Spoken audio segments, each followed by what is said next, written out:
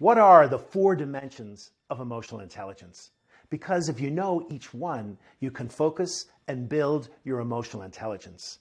And what we know is that the wider the emotional intelligence, the deeper your emotional intelligence, the better leader you'll become.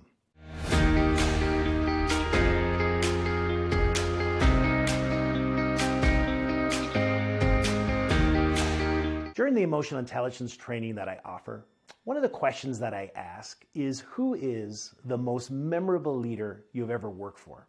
And over the years, I've had many different answers. But if I review them, these are the most common. Calm under pressure.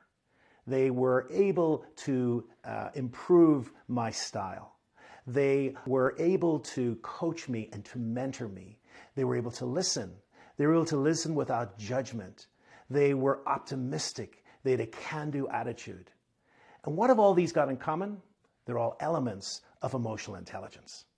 And so therefore, if we know the 4 dimensions, if we know what they are, we can work on them, and we too can become the memorable leader we're trying to be. So in this video, we're going to go through each of those elements and point them out and how we might increase them. And at the end, I'm going to show you an example of a leader who has integrated all 4 because she's a memorable leader. The first dimension is self-awareness. How are you feeling today? How many times have we asked that question? And I know the person just wants a simple answer, I'm fine. But really, if you want to get to the heart of self-awareness, that's a really important question. How do you feel? How are you able to distinguish one emotion from the other? Are you able to say, in this moment, I'm feeling angry, I'm feeling happy, I'm feeling sad? What emotion is it? And it's not only the emotion, but it's also the intensity of the emotion. So, am I angry, or am I just miffed? Am I angry, or am I furious, or am I explosive? People with really good self-awareness are able to distinguish one emotion from the other, and they're able to distinguish as well the intensity. The other element of self-awareness that's really important is our ability to be in touch with our physiological signs in our body. You know, we live in a world of work where very often what's required is from the neck upwards. And we leave out the whole intelligence that our body has. You know, our body tells us when we are in an emotion way before we become conscious of that emotion. So if we learn to tell the signs of our body, we can add choice. And choice is magic when it comes to emotional intelligence. So am I feeling tension? Am I feeling my heart beating? Am I feeling breathing deeper or lighter? Am I feeling hot or cold? All of those are signs perhaps that the body has been triggered. And talking about triggers, that's the third element of self-awareness. Do you know your emotional triggers? Because every day at work, we have opportunities to test our knowledge. We are triggered now more than ever.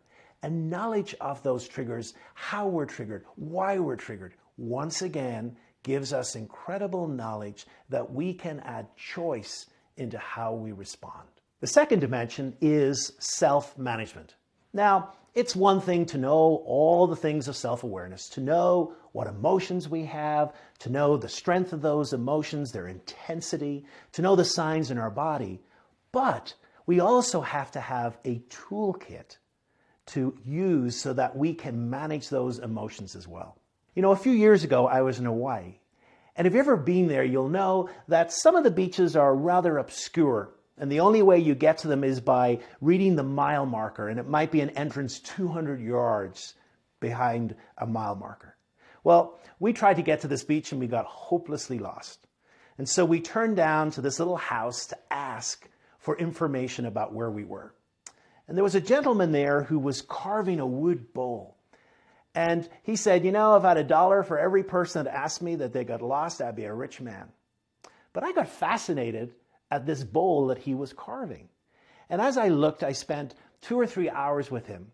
And he had this huge chest of different instruments. And he would pull one out and he would carve a certain way. And I asked him, how do you know which instrument to use? And he said, well, it depends on the wood. It depends on the thickness of the wood. It depends what we need at the moment. In many ways, self-management is like that. We amass a set of tools that we use in the moment. What do we do when we're triggered for anger? What do we do when we're triggered for sadness? How do we respond to an angry boss? How do we respond to a team that's just got no motivation? People who are emotionally intelligent are able to pull out a tool from their self-management kit and to operate it and to use it so that they're better able to manage in the moment. The third dimension is social awareness. Now, social awareness, unlike self-awareness, is awareness that's pointed outwards. It's the ability to recognize what's happening with the people around me. And so therefore, we're able to look at people's faces and to see what's happening, to be able to detect emotions. Because one of the wonderful things we're able to do with the research on universal emotions is to detect people's 7 universal emotions, whether they are sad or happy, whether they're surprised, whether they're angry, whether they're contemptuous, or whether they have disgust or fear.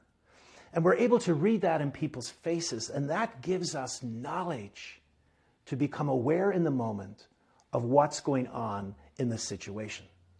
We're also able to read perhaps some of their body language. Have things changed since the beginning of a conversation? Are we able to pick up nuances in the voice, perhaps in the words that they're using?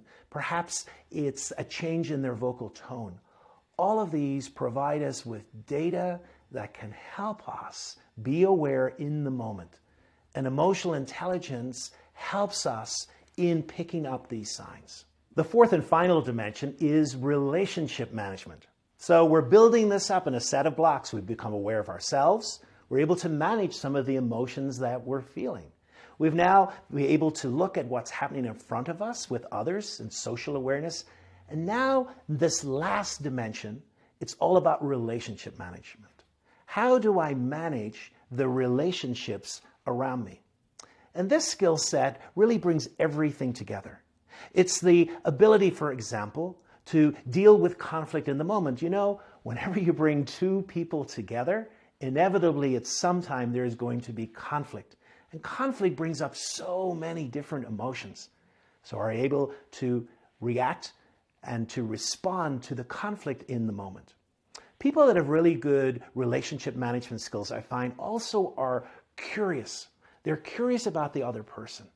They ask lots of really good questions, because at the core of good leadership is the ability to be curious and ask questions. Because through asking questions, we find out a lot more about the other person, and we learn some other ways that we might want to respond as well. Relationship management is becoming aware in the decisions that we are making, and who's making the decisions, and how we're making those decisions. Relationship management is all about how we are able to build up bonds of trust and connection with other people. So there we have it. We have self-awareness, self-management, social awareness, and relationship management. So let's put it all together. Let me give you an example. I work with a client of mine, let's call her Sheila, a few years ago. And one of the things that Sheila wanted to do was to really work on each of those 4 elements. And we took a few months and we looked at becoming more self-aware, of managing some of those emotions, becoming more aware of others, reading others' emotions, and then finally bringing that together in managing relationships.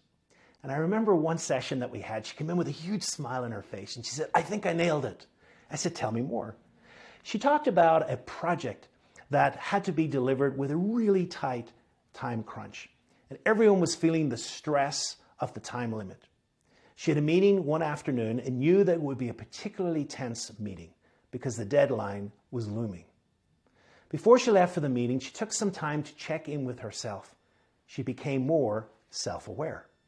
She noticed that she was carrying a lot of tension, that she herself was under a lot of anxiety, and the last thing that she wanted to do was to say something that she regretted, but also to feed the other team with some of her emotional attention. And so she went to one of her practices, self-management, and she started breathing deeply a few times. And then she started to visualize what the meeting would look like.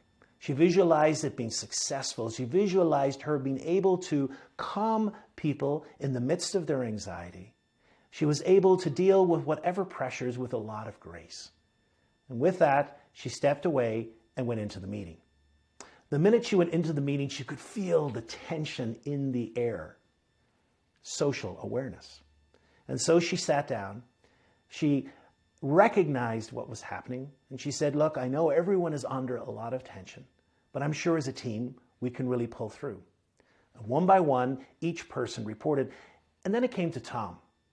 Now, Tom had a history with Sheila of really not delivering when it counted, and lo and behold, today was no different. And Tom said, you know, I've had so many things and I really haven't quite finished what I meant to. And Sheila could feel within her this tension rising. She had been triggered because Tom was one of her triggers. And yet Sheila knew that Tom was one of her triggers, self-awareness. And so she herself had something to turn to, a tool in the moment when she had been triggered, self-management. So instead of saying something she regretted to Tom, she stopped, she took a breath, and she turned to another tool, questions. Relationship management. And so she turned to Tom and she said, Tom, tell me, is there anything we all need to know about your part of the project? And Tom talked about something that had suddenly come up, and the whole team had not been aware of this.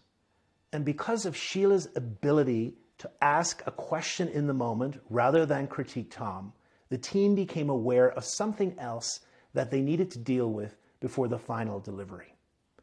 The meeting ended, and 3 days later, the project came in on time. Now that's emotional intelligence. Do you go to the gym every day? And if you do, I'm sure you know that keeping healthy is important. But have you gone to the emotional gym today? Have you tried to expand your emotional intelligence? Today we've gone through 4 building blocks. So I invite you to turn to the first building block, self-awareness, because in many ways, it's the foundation of others.